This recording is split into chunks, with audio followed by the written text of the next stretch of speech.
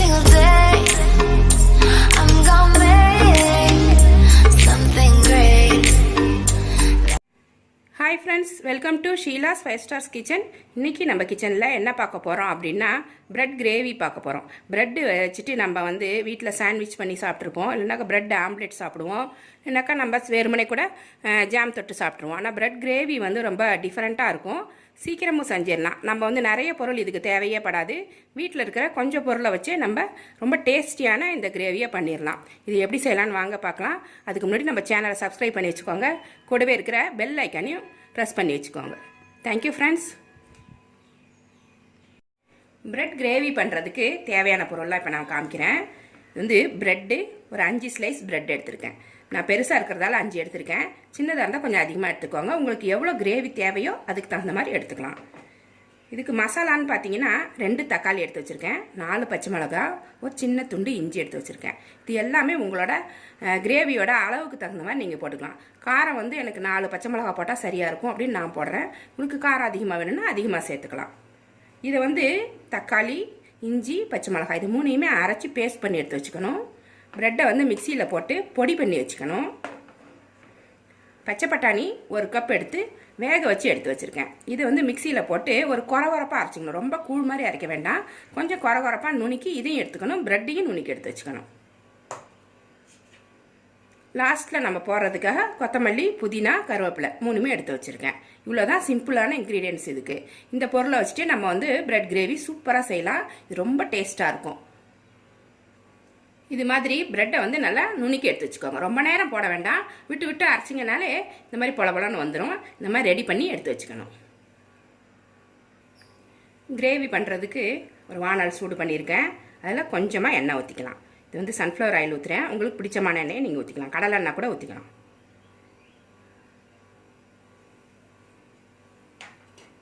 அது கூடவே 2 ஸ்பூன் நெய் போட்டுக்கோங்க. நெய் வந்து ஆப்ஷனல் தான், உங்களுக்கு நெய் போட்டிங்கன்னா நல்லா வாசமாக இருக்கும். டயட் இருக்கிறவங்க நெய்யை வந்து அவாய்ட் பண்ணிவிடுங்க.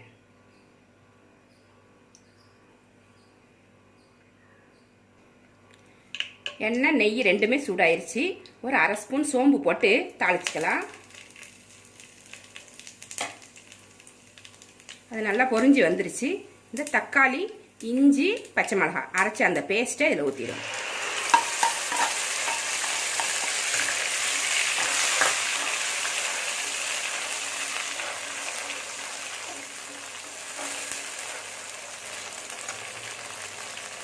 கொஞ்சமாக மஞ்சப்பொடி போட்டு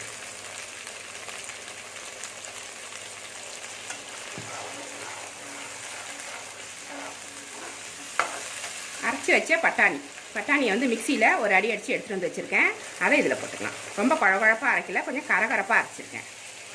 பட்டாணி போட வேண்டாம் அப்படின்னா இல்லைன்னாலுமே நீங்கள் உருளைக்கிழங்கு சேர்த்துக்கலாம். உருளைக்கிழங்கு வந்து ரொம்ப டேஸ்ட்டாக இருக்கும். பட்டாணிக்கு பதில் நீங்கள் உருளைக்கிழங்கு போட்டிங்கன்னா அது ஒரு வித்தியாசமான டேஸ்ட்டில் ரொம்ப நல்லாயிருக்கும்.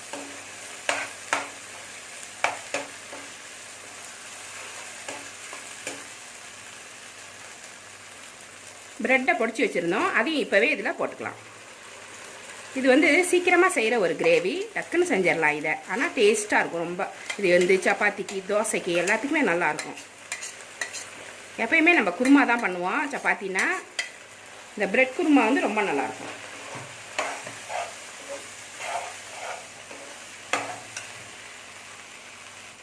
இதுக்கு தேவையான உப்பு போட்டுருங்க.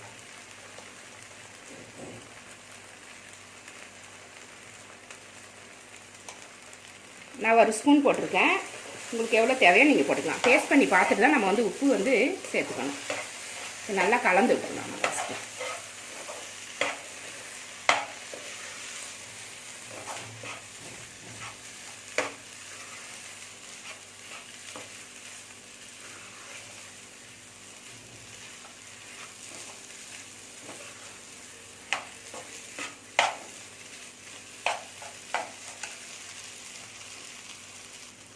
கிரேவிக்கு தேவையான தண்ணி கொஞ்சமாக சேர்த்துக்கலாம், ரொம்ப சேர்க்க வேண்டாம், கொஞ்சம் சேர்த்தாலே போதும்.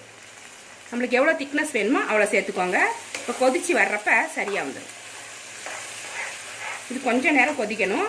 கொதிச்சிச்சுன்னா அந்த பச்சை வாசனையெல்லாம் போயிட்டு ரொம்ப டேஸ்ட் ஆகிடும்.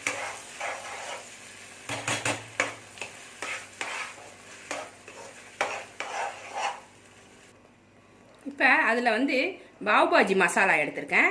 இதில் 1 ஸ்பூன் போட்டுக்கிறேன். இது வந்து உங்கள் டேஸ்ட்டுக்கு தகுந்த மாதிரி போட்டுக்கோங்க, அப்போ நல்லாயிருக்கும். சாட் மசாலா கூட போடலாம், அதுவும் டேஸ்ட்டாக இருக்கும். நான் பாபாஜி மசாலா கொஞ்சமாக போடுறேன். நான் ஒரு 1.5 ஸ்பூன் போட்டுக்கிறேன். கஸ்தூரி மேத்தி எடுத்திருக்கேன். கஸ்தூரி மேத்தி இதில் ஒரு பிஞ்சு போட்டுக்கிறேன். ஒரு பிஞ்சில் ஒரு இந்த அளவு போட்டுக்கிறேன். நான் கொஞ்சமாக இது கசக்கின மாதிரி போடணும், அப்போ தான் நல்லாயிருக்கும். நல்ல வாசனையாக இருக்கும் இது போட்டிங்கன்னா. இதையும் சேர்த்து கிளறி விட்டுக்கலாம். கொத்தமல்லி புதினா எடுத்து வச்சுருக்கேன், இதையுமே தூவி விட்டுக்கலாம். இப்போ எல்லாத்தையுமே சேர்த்து நல்லா கலந்து விட்டு எடுத்துக்கலாம். நம்மளுக்கு கிரேவி எவ்வளோ வேணுமோ அவ்வளோ தண்ணி ஊற்றிக்கோங்க. கெட்டியாக வேணும்னா இப்படியே எடுத்துக்கோங்க. கொஞ்சம் தண்ணியாக வேணும்னா கொஞ்சம் தண்ணி சேர்த்துக்கலாம், தப்பு இல்லை. கொஞ்சமாக தண்ணி சேர்த்துட்டு ஒரு கொதி வந்ததுக்கப்புறம் இறக்கிக்கிட்டிங்கன்னா இது சப்பாத்தி தோசைக்கு ரொம்ப நல்லாயிருக்கும். குழந்தைங்களுக்கு நம்ம பட்டாணி கொடுக்கணும்னு நினைப்போம், அவங்க சாப்பிட மாட்டாங்க. இந்த மாதிரி மசிச்சு கொடுத்துட்டிங்கன்னா ரொம்ப நல்லா சாப்பிடுவாங்க. பட்டாணி சேர்க்க வேண்டாம்னு நினைக்கிறவங்க உருளைக்கிழங்கும் போட்டுக்கலாம். இந்த பிரெட் கிரேவி ரொம்ப டேஸ்ட்டாக இருக்கும்.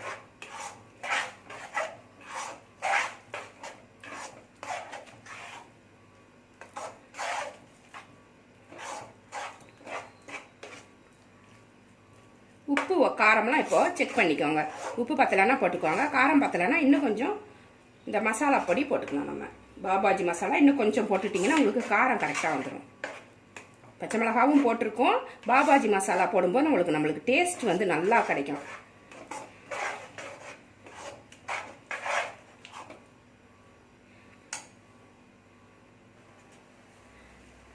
கொதிச்சது போதும், பச்சை வாசனையெல்லாம் போயிடுச்சு. பிரெட் கிரேவி சூப்பராக ரெடி ஆயிடுச்சு. இது வந்து சப்பாத்தி தோசைக்கும் சூப்பராக இருக்கும். பிரெட்டுக்கே தொட்டு சாப்பிடலாம். பிரெட்டு 2 பிரெட்டை வச்சுட்டு ஒரு பிரெட்டில் இதை தடவிட்டு ஒரு ஸ்லைஸை மேலே வச்சு மூடிட்டிங்கன்னா சாண்ட்விச் மாதிரி சாப்பிட்றதுக்கு ரொம்ப டேஸ்ட்டாக இருக்கும். இது மாதிரி உங்கள் வீட்டில் செஞ்சு பாருங்கள். இது ஒரு கப்பில் எடுத்து உங்களுக்கு காமி.